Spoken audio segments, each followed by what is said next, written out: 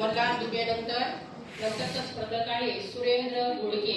या स्पर्धकाने तयारायचे, समोर येऊन बसायचे. सुरेंद्र घोडके या स्पर्धकाने समोर येऊन बसायचे.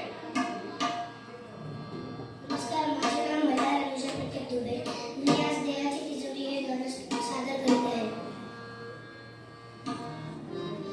देहाची तिजोरी भक्तीचाच ठेवा, देहाची तिजोरी भक्तीचाच ठेवा. तारे माता उघडणार देवा, तारे माता उघडणार देवा.